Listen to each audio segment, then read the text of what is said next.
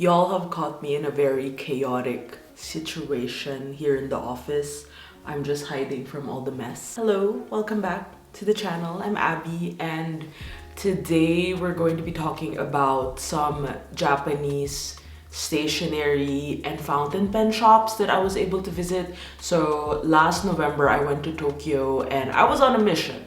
I was on a mission to do some research on new stationery, enjoy my alone time there. You've probably seen my vlog on my solo trip. So apart from traveling solo and seeing some of the sites I wanted to see, obviously I needed to do a little pilgrimage in one of the stationery capitals of the world.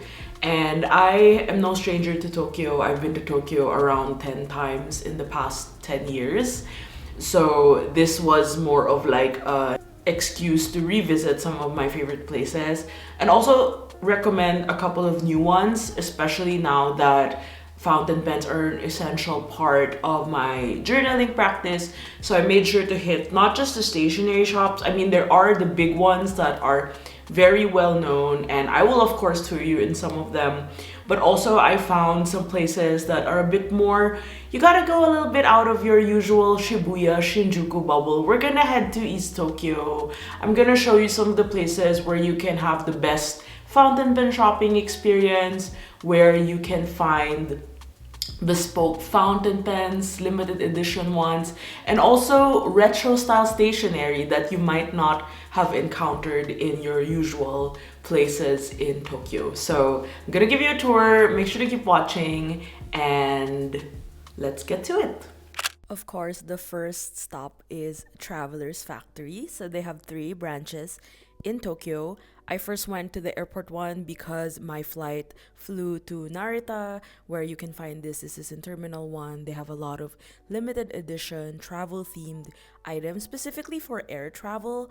I took home this traveler's passport and it was the journal I used for documenting my trip. It's a relatively small store, but there's a lot of limited edition items that you don't want to miss. I love browsing here. I call this my warm up because you're kind of being exposed to like a lot of stationery all at the same time and like gearing up for the rest of the stationery shopping trip.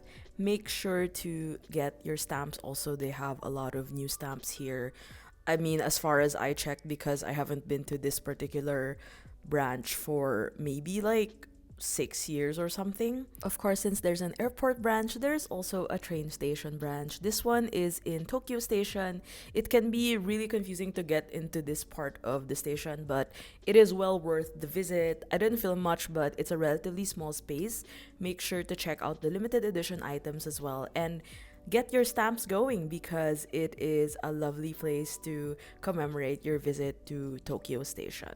Last but not least, the flagship store in Nakameguro is the largest one in the vicinity of Tokyo. I would say the Kyoto one is the largest. In Tokyo, this is where you'll find the largest selection of Travelers Company items. Some covers were sold out though, so I recommend going to other stores to look for that. But for limited edition items, special collaborations, and other adjacent supplies, and if you want to send postcards, this is the place you have to go to. It's an important part of this pilgrimage and you'll never leave empty-handed. Maruzen is a Japanese department store, and I went to the Nihonbashi branch. At the basement, you will find an array of journals and planners, as well as a corner where you can shop for fountain pens and inks. The staff were also super accommodating because I asked a lot of questions and also wanted to check out a couple of pens. And I actually ended up buying my own pilot pen here. I want to say that the experience was really smooth. There were no people. I went on a weekday, highly recommend, and great selection overall.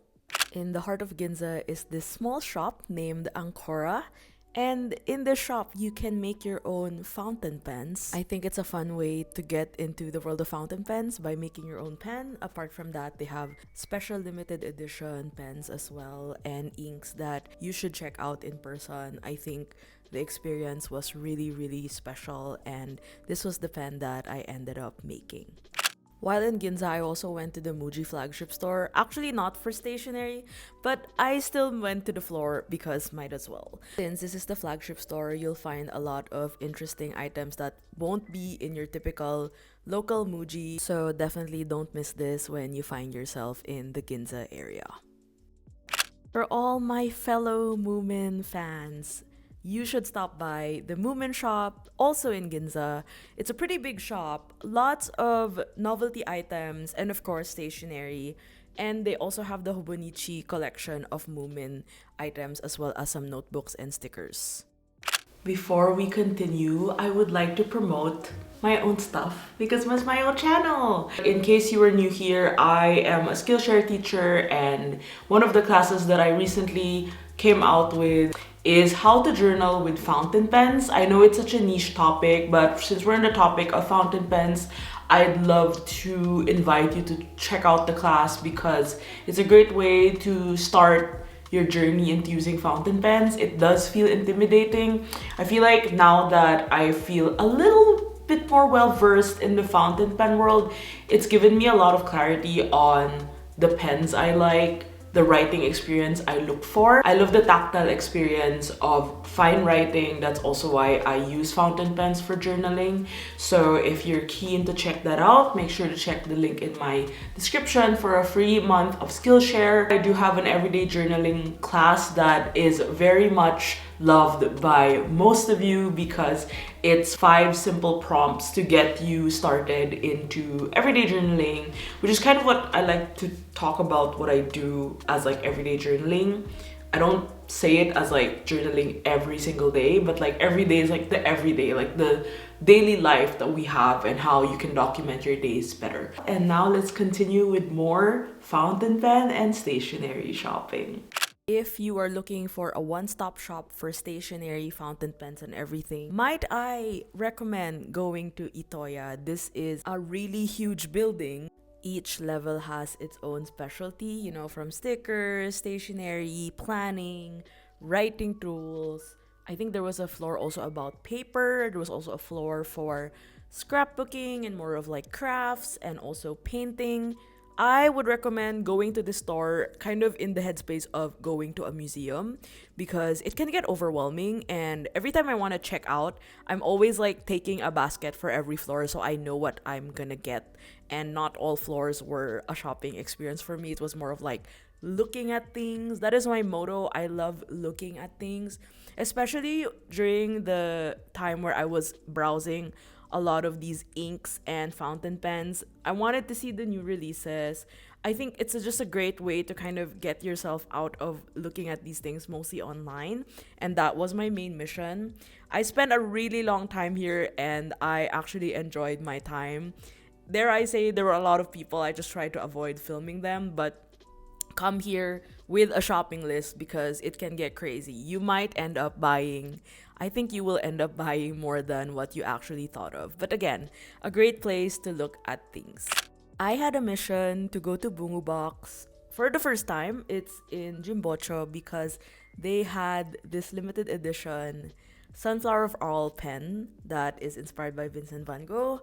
So apart from getting that, of course, I wanted to look at some of these inks in person. I mean, I've gone to the Bungu Box booth several times at stationery events and pen shows, but getting to try out and seeing the display is always a rewarding experience. You can also try a lot of their pens and inks, and it's a small store, but it's really lovely to be able to talk to the staff and to talk to the owners, and I highly recommend checking this out if you are in the Jimbocho area of Tokyo. The stationery section of Loft is usually one whole floor, and here in the Ginza branch, I specifically went to check out the stationery section. I think this is the least overwhelming of all the lofts so far that I've been to, so this is where I went instead. You have a selection of different pens, obviously, planners, notebooks, stickers. I actually went for the refills because my mom asked me to get her some refills. Again, Loft is also one of those one-stop shops, and if you are keen to get a Hobonichi, this is one of the few places you will be able to snag them. But for me, I was mostly looking at limited edition items like these Snoopy clips They also have Traveler's notebook covers that are usually sold out in the Traveler's factory stores, and a huge selection of empty washi tapes. Liz came with me and we had a great time just shopping for stickers, looking at new releases, and figuring out what else we need it? What else we needed for stationery this 2026. Speaking of Hobonichi, if you are in the Jimbocho area, don't miss the flagship store. It's called Tobichi. It has everything you would like to have for your Hobonichi needs, especially the limited edition items that are mostly just in Japan. And a lot of the older covers are also in this store. It's not as huge as I expected it to be, but also it's a great place to see everything housed in one store.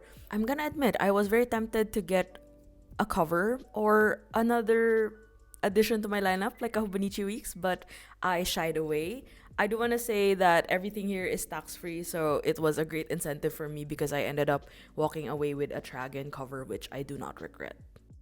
Last but definitely not the least, I think this was my favorite discovery because I was pretty sure I've been here before, and then I had to confirm once I went inside.